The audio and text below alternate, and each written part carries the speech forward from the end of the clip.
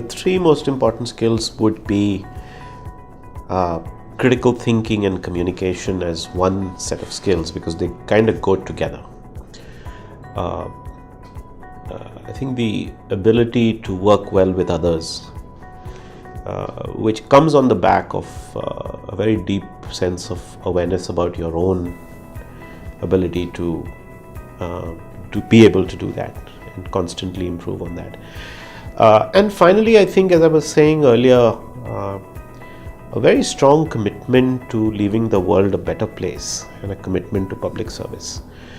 To me, those three would be the critical skills that I would say, and I'm saying this both from a perspective of what is expected of well-educated citizens in the world today, given the challenges and the expectations that we have as a society and as a country and as a globe, and also from a very individual, personal perspective. If you want to be successful in life in the traditional sense of having a good career and having multiple careers through your life and holding a good job and earning a good salary and so on,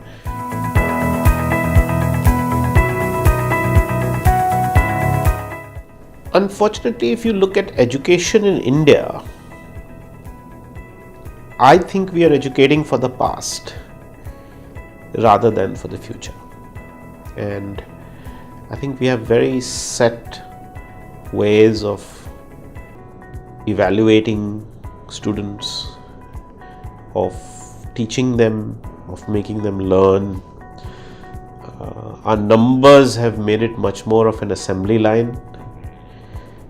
It's almost like that's how the world used to be, where it was very predictable. You do this and that comes out.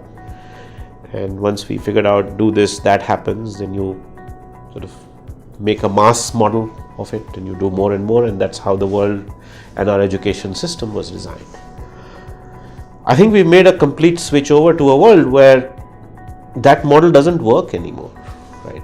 And so I think education plays a very, very important role to equip our citizens to be more informed, more aware, to make right choices and judgments in terms of exercising the right choices and decisions in taking the world forward. But more importantly, I think education is extremely important for the world to progress, quote unquote, right?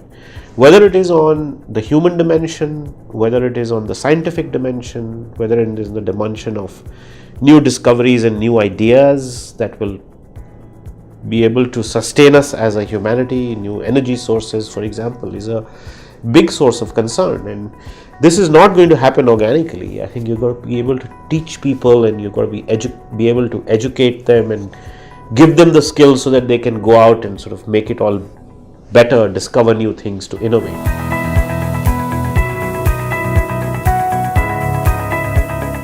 So I think one of the steps is that we have to therefore free up our education system a lot more for people to innovate around education and be able to provide different types of education and to leapfrog some of the problems of the past, right? Right now, like I said, you're educating for the past.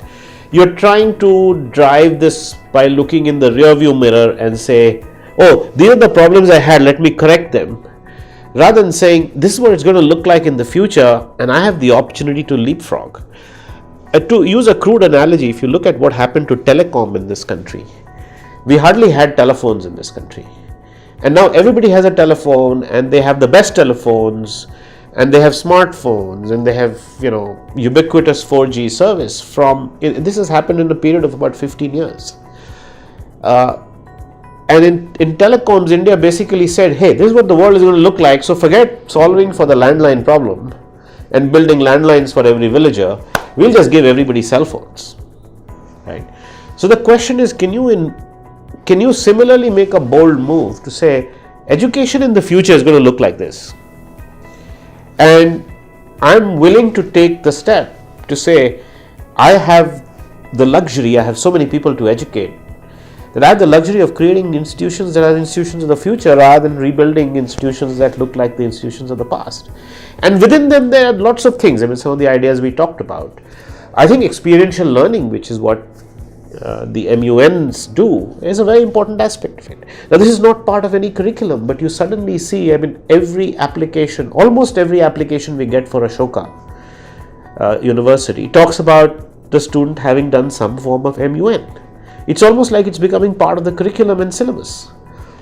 So people are somehow creating a patch, right, to get those skills that they know they want, right? Critical thinking, debate, writing, thinking on spur of the moment, working with other people, appreciating complex ideas, taking 3 days off and just spending time thinking about that, and so on.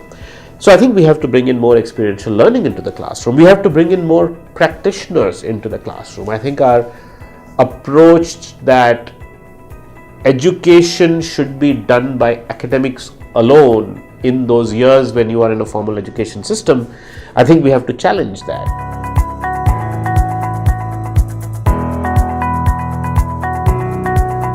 I think you need both. You do need insightful local knowledge and context. In fact, sometimes I feel that we are always discussing what's happening in America and not understanding enough what's happening in our own country. And I think both are important. I think it's important to understand what's happening in India, and it's also important to understand what's happening in the world. I think the appreciation that today's local issues are also connected to global issues and vice versa, I think that we need to do. I think this is where liberal arts education becomes very important. I think this is where technology becomes important. This is where you can open up a classroom. You can teach an international history class to class 9 students, which was hitherto not possible, by bringing in students from different parts of the world to discuss an issue, right? That's a much more interesting way of teaching history or civics or political science or whatever, to build that kind of global understanding, while at the same time getting people to appreciate the local issues much more. So I think it has to be a combination of both. The fact is that, I remember 30 years ago when I studied history in school, I got almost zero international history. You really had to study only local history. And that local history was much more a chronological history rather than an issue-based history, right? Now, I certainly believe that in today's day and age, you need a lot more economic history, political history, scientific history, for people to have a context of, why are we where we are, what have we learned from the past, and how do we go forward. So I think there are things around that one can innovate around, and that innovation will happen. So it will again happen locally. Local countries will start to make some of those changes happen, which will then spread as best practice around the world.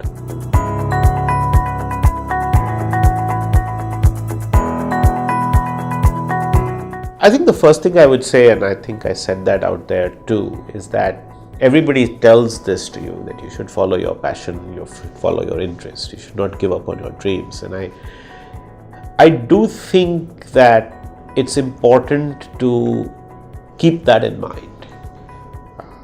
I think it's important not to give up. I think it's important to realize that when you're in school, you are driven a lot by what others are telling you, whether it's your parents, your teachers, your peer group, your friends, what you observe in others. But as you grow older, your choices become, you get far more control over your choices. And therefore, it's important to keep that in mind and to not kill your interest because you feel you can't do it in school. As you go through school and you go through college, you will have much more room to negotiate and much more freedom to do things that you want to do. So I think one is just to really keep that in mind and not lose heart and not lose the courage to constantly test and push the boundaries. I think the second is really to not lose your interest, even if you are constrained, even if you have to end up going and studying to be an engineer because somehow that was what the world determined for you in school. Try to do things outside of that because it is going to connect as dots connect later on in life. If you like reading, go read. If you like playing, do that. I find often that people are very creative in school and then they kind of give up on things as they go through college. And they always say, when I was in school, I used to do this. When I was in school, I used to do that. I used to play, I used to sing, I used to read, I used to write. And somehow in college and so on, they give up because there's so much focus on specialization and so on. I'm not saying that there aren't people who do a lot in college as well, but I see a lot of people actually give up. I would suggest this is connected to the previous idea. And I think the last thing is really my pet thing about, if you are going to complete school and go to college, realize that you are very, very privileged. We almost take it for granted and we don't realize, because it seems like it's just like you went through school, you're going to go through college, it's a given. But you are very, very privileged. And then you owe. You owe yourself, you owe society, family, country to do something that goes beyond just earning a living. It's almost like it's an obligation. And I think that I wish I was told that earlier in life than I was or that I discovered by myself. And this is not some sort of a bleeding heart charity, I have to do good kind of point. It is almost like you have no choice. If you have the ticket to go to college, or if you have the ticket to go to a great university or to do liberal arts, you have an obligation to go out and do something about it which goes beyond just making a living. And I think that would be my most important message to people.